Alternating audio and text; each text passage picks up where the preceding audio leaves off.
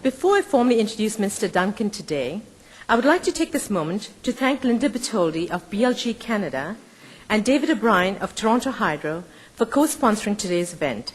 Thank you, Linda and David. I would also like to welcome two groups of students to today's lunch. They are Neil McNeil, Catholic Secondary, sponsored by RBC Financial Group, and Central Technical School, sponsored by BMO Financial Group. Students, would you please stand so we can recognize you?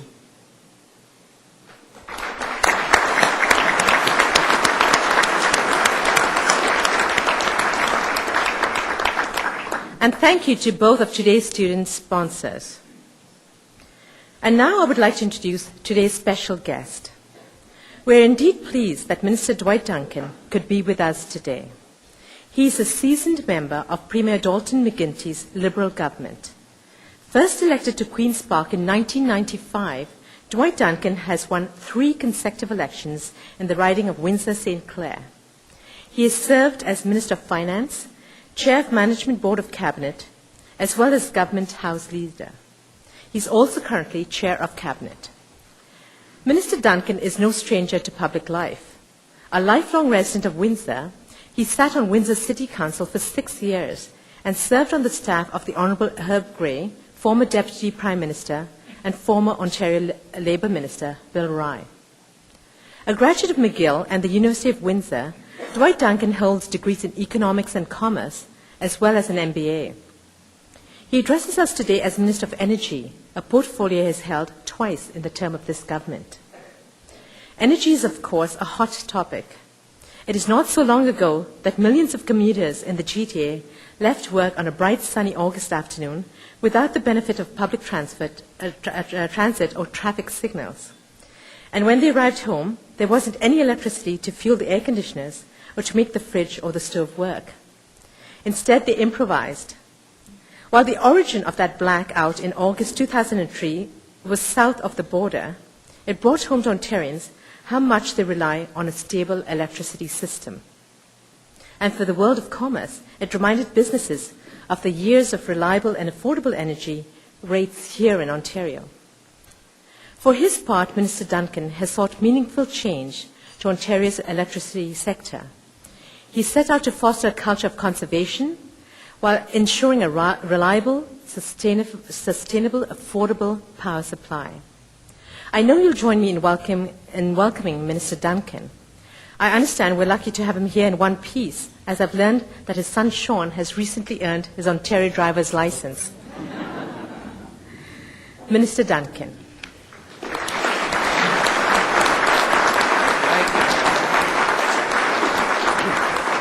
Thank you, Noella, and it's great to see everybody here. I like that line, a seasoned political veteran.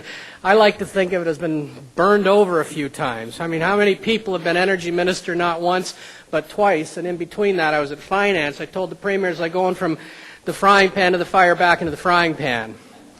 But it is good to be here with you today, and this is the second time I have addressed the Canadian Club, and it's always a great honor. The last time I was here, I brought some friends from Greenpeace. I don't know if they're here today. If they are, I'd ask them to stand up and let's get it over with right now. I checked under the table. I didn't see them, and so I'm presuming I'm going to be safe this speech, but if not, I'd be happy to engage them in a democratic dialogue, because that is part of democracy, as we all know. For over 100 years, the Canadian Club of Toronto has been a forum for dialogue, debate, and discussion on the key issues facing our province and country. Today, I want to talk about our government's plan to restore Ontario's energy future and the results that we have achieved in 3 years. There is no other Canadian province or U.S. state that has done more to secure its energy future than the government of Premier Dalton McGuinty. To appreciate what's been achieved over the last 36 months, you need to think back, as Noel indicated, to the summer of 2003.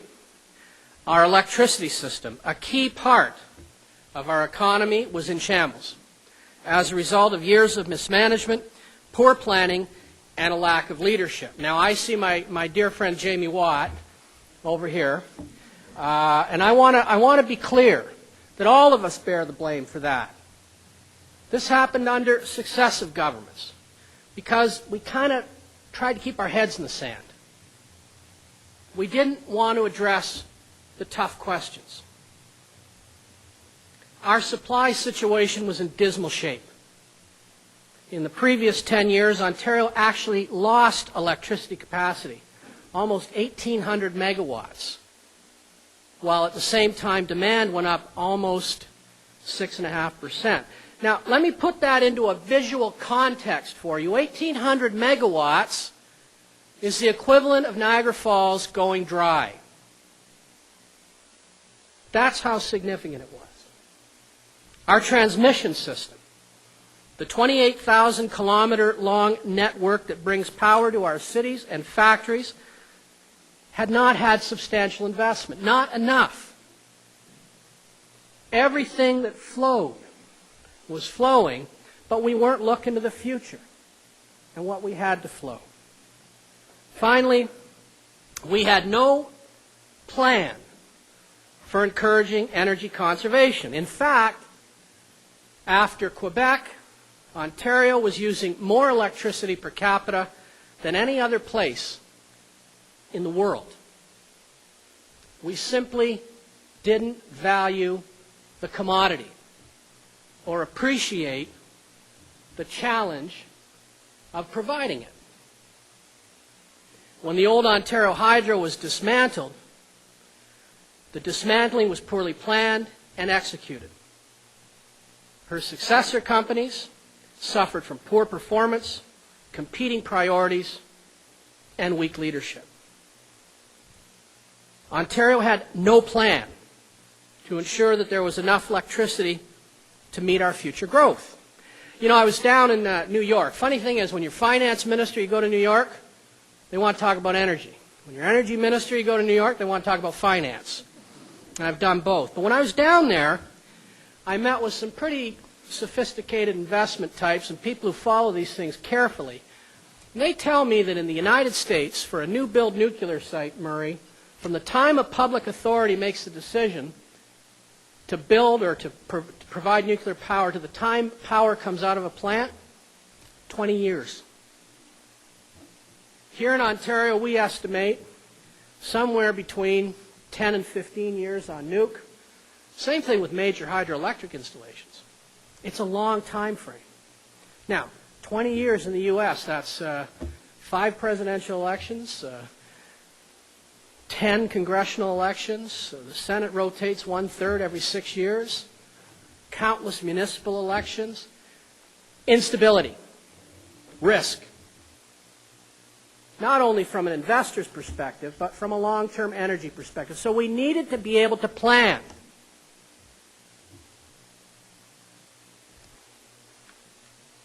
And we had to plan for future growth. Because when we talk about reducing peak demand, we're not talking about an absolute reduction. We're talking about managing the rate of growth.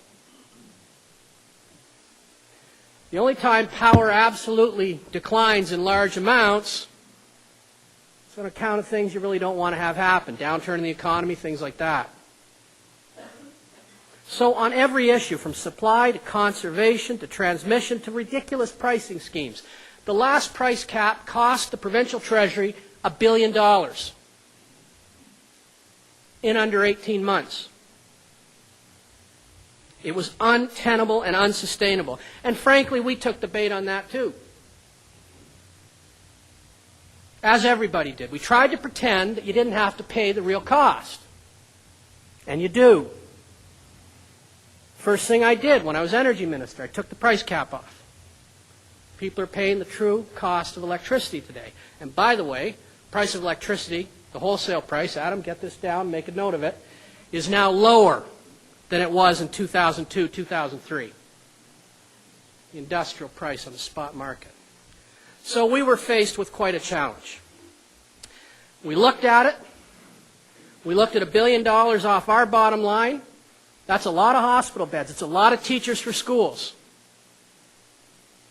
It's a lot of environmental fix-ups. And we made a commitment to do what was necessary to right the wrongs and move this province forward.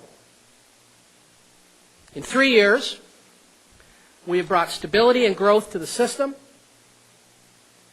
and we've created the building blocks for a long-term energy future. The first time anyone's attempted to do that since the late 1980s.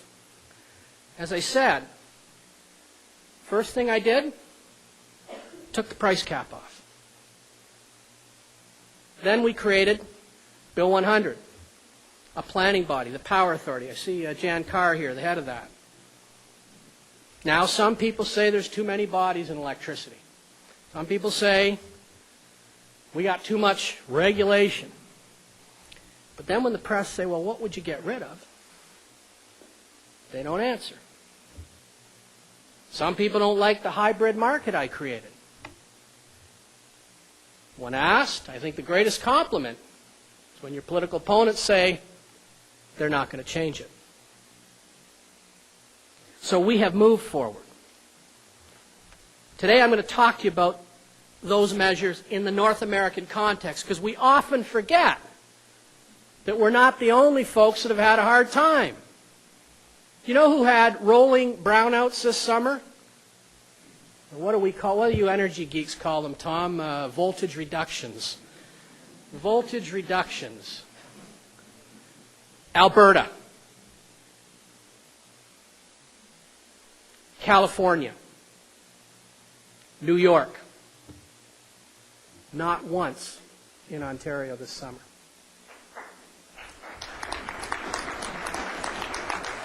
And we hit record demand, 27,000 megawatts, one hot summer day. So we've made real, tangible, industry-leading progress towards our goal. We've brought on more than 3,000 megawatts of new power in 3 years.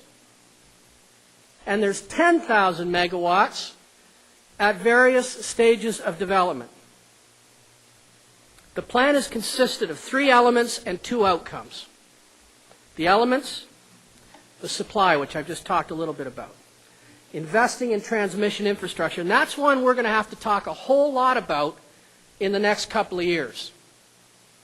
A whole lot about. Because where our supply opportunities are, we don't have the wires to take it out.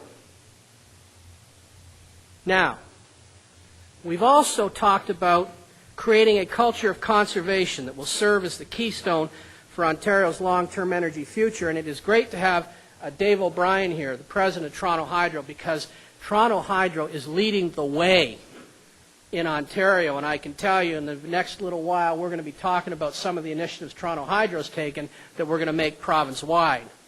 You know, one of my favorite ones, there used to be if you went and bought a new fridge, you used to get a tax cut. And refrigerator manufacturers came to me and said, that's about the dumbest thing you can do to encourage people to get a new fridge. I said, why is that? You know, think about it. You get a tax back, you go buy a new fridge. Well, what happens is, like I'm sure many of you have done, you go buy your new fridge, get your tax cut, you put the old fridge in the basement. So now you got 2 fridges. One an old Kelvinator, and if you see how much those things consume, you know why you ought to got rid of it. Bottom line, they said, rather than give a tax cut, give people 30 or 50 bucks and take away the old one. So we've done that. We've done 8 pilots, and the results have been oversubscribed everywhere they've happened. Just simple things like that. Talked about the 3,000 new megawatts, the 10,000 coming online. To put that into perspective, no jurisdiction in North America is bringing on more power than we are. Nowhere. $13 billion so far in investment, jobs and investment. And the supply sources are mixed. Nuclear, natural gas, hydro, wind, biomass, biogas. Earlier this year, we opened 3 new wind farms, and another 9 are in the works. And if you haven't seen one of those wind farms, go and see them.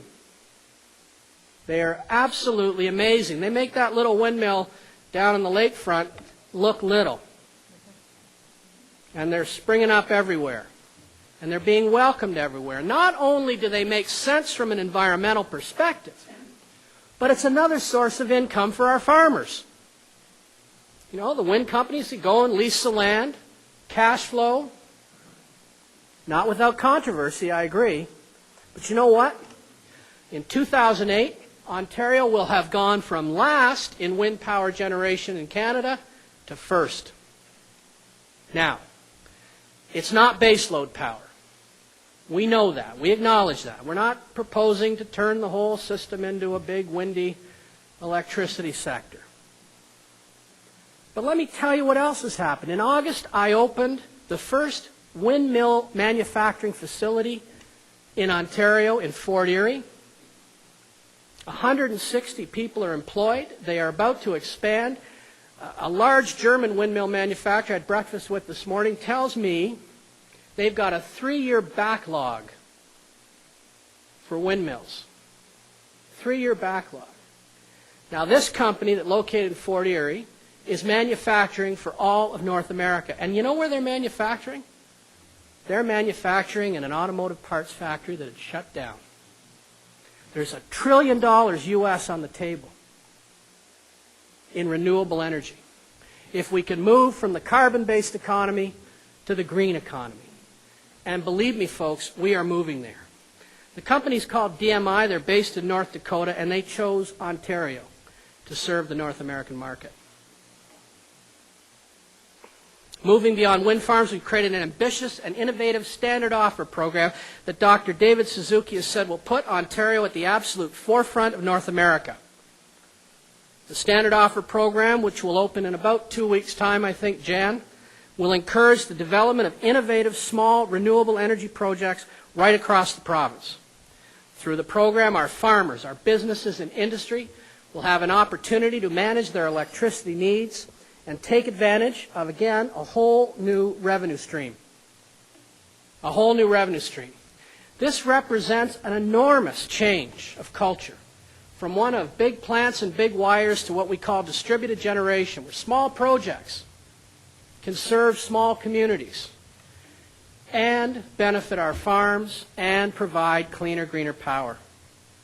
August of this year, Premier McGuinty and I had the pleasure of pushing the button to start the engines of Big Becky, the world's largest hard rock tunnel boring machine. And let me tell you, that thing is big. And you want to talk, they're drilling a 10-mile tunnel under the city of Niagara Falls to bring more power to the Adam Beck generating station. You know, some people thought about building a new generation station entirely, but we had a good look at it, and had we done that, we would have turned the falls into a rock climbing exhibit. But by doing this, we can bring more water to the existing generator and produce more power more efficiently. And by the way, Adam, I know your members will be interested in this. We're producing electricity at Niagara Falls, ladies and gentlemen, for 0.6 of 1 cent. Think about it.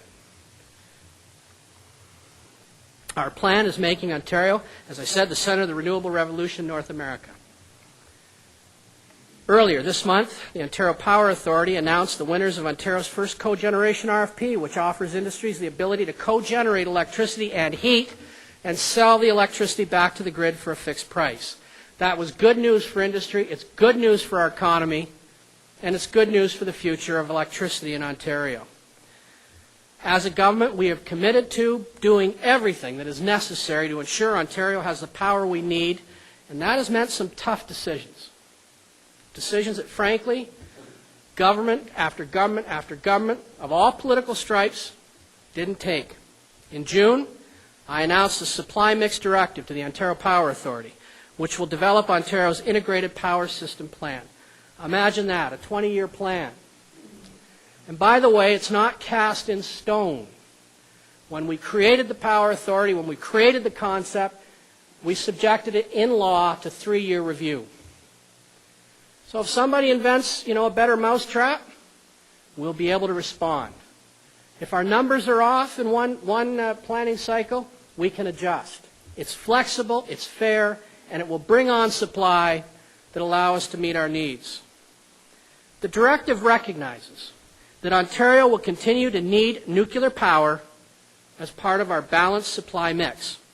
What this means is that we'll need to build new nuclear facilities, currently estimated at 1,000 megawatts, as well as refurbishing the balance of our existing nuclear fleet.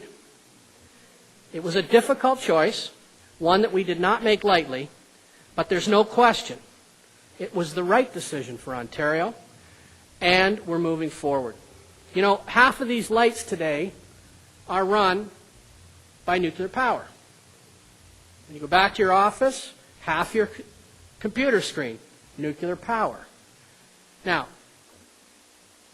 by the end of our plan, we think that'll be down to about 40%. But again, we're moving forward. And there are challenges with nuclear. Historically, construction cost overruns, treatment of nuclear waste, these are all issues that we need to have a good, thorough talk about. And we are. But you know what? There's only one government in Ontario's history that's brought a nuclear power project in on time and on budget, and that was our government. Pick-A Unit 1 refurbishment. We said it would cost $1 billion, and it cost $1 billion. We said it would take 18 months, and it took 18 months. And believe me, we sweat that thing every day. They are enormously complex challenges, as Murray and others in the nuclear industry know, and you have to manage them very, very carefully. Now, let me talk a little bit about coal, because I know that drives some of our critics a little bit crazy. First of all, what we have said about coal is that our first priority is system reliability. Nothing more, nothing less. And until we can assure ourselves that that system will run reliably, there will be enough power, then the coal plants will stay open.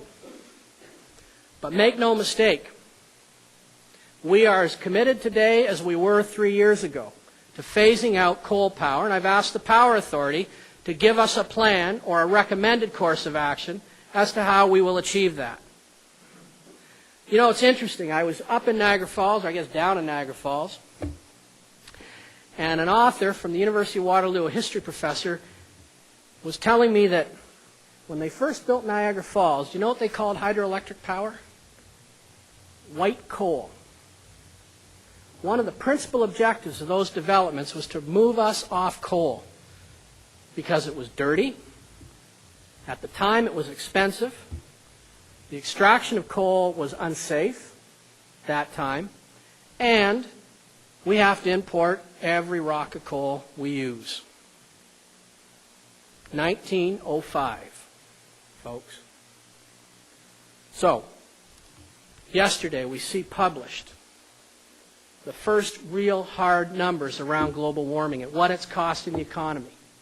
Those beetles in British Columbia and Alberta that are eating our forests up, it's already a global warming problem because the climate's not getting cold enough in the winter to kill them.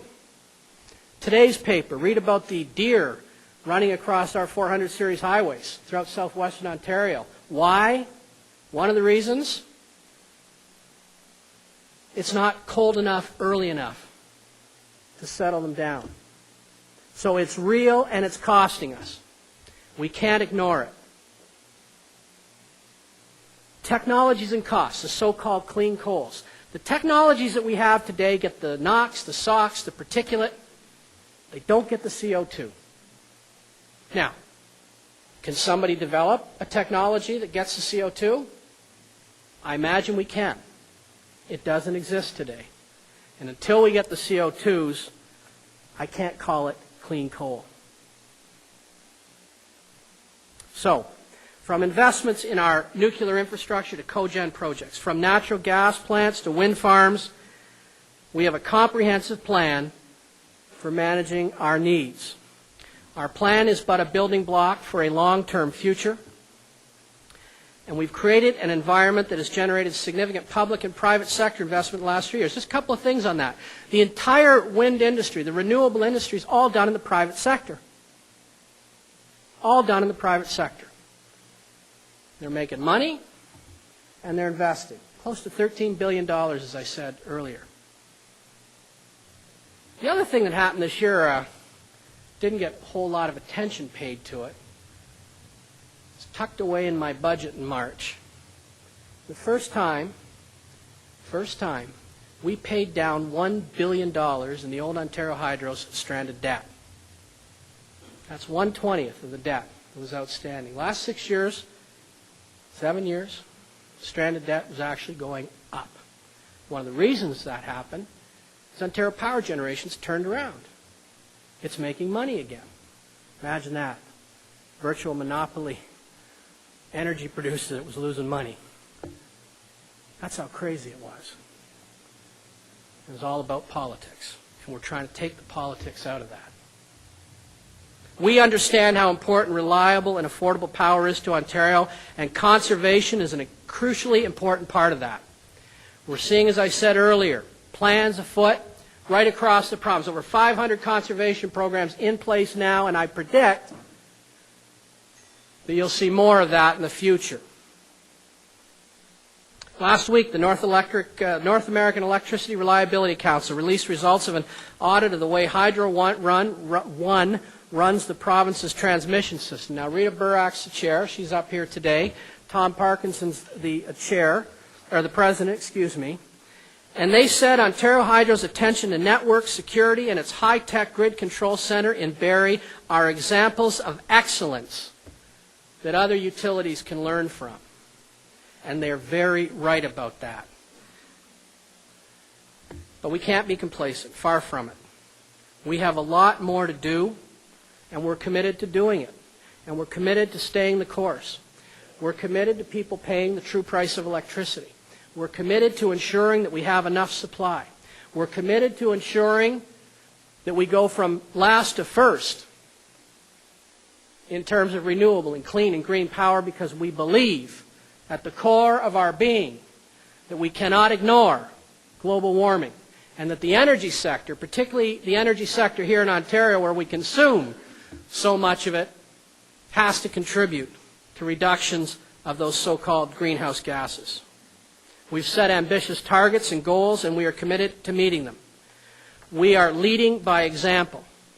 Again, conservation. Again, supply. Do you know the Government of Ontario set a goal of cutting its own electricity consumption by 10%? By 2007, we're 90% of the way there. 90% of the way there, and we're going to keep going until we get that last 10%. We are building a culture of conservation in this province, and we're doing it as quickly as you can. You know, I like to say it takes a lot to change a culture. Think about the Blue Box program. Started in the early 1980s, excuse me. We still haven't achieved 40% diversion, but we've made huge strides forward. Huge strides forward. So there is more to do, and we're committed to doing that, and we're committed to staying the course, because it's the right thing for Ontario, it's the right thing for our economy, it's the right thing for Canada. Our economy is crucial to this country, as you know. Many of you are key players in that. So, as I like to say, you know, when I was a young guy studying economics at McGill, they taught us in your very first year course, there's only two ways to reduce price. One, you increase supply. Two, you decrease demand. And we're doing both. Now, all the energy lawyers like Linda would like to complicate that, and they do, and Adam, and certainly the independent power producers. But that's the essence of the argument. And Howard regulates it all. I can't understand any of them when they come to see me. But we're winning. Our prices today are lower than they were in 2002, 2003. Our prices are lower than New York, California, Pennsylvania, Texas, Massachusetts, New Jersey. And we're about even with Michigan and Ohio. Now, we cannot have power as inexpensive as Quebec and Manitoba. We can't. Their geological gift is that they tilt into Hudson's and James Bay more than we do, unless somebody can figure out a way to put Northern Ontario on hydraulic lifts. We don't have the hydro capacity. There's more there, and I've directed OPG to find it, somewhere between 2,000 and 5,000 megawatts. And there's some great companies in the room. I know I see former Prime Minister John Turner on the board at Northland Power. Mr. Prime Minister, thank you for joining us today. It's great to see you here and see you looking so well. That are continuing to find those opportunities, and we will continue to look for them. We will turn every stone to find them. So, Huge investments going on. Conservation starting to work. A hybrid market that's accepted even by our political opponents. We've brought stability like we said we would. We've changed the direction. We've got big challenges ahead of us, but we're committed to making them. And with all the people you see up here, I've had a little bit of fun with some of them, all the people you see up here and many of you in this room, we will meet those challenges. And our greatness in the supply of energy, particularly electricity, Ontario will restore that. And we will have a competitive advantage again instead of a competitive disadvantage. We're going to stay the course, we're going to work hard, and we're going to help ensure that our economy continues to be the place to invest, not only in North America, but indeed around the world. Thank you so much for having me today.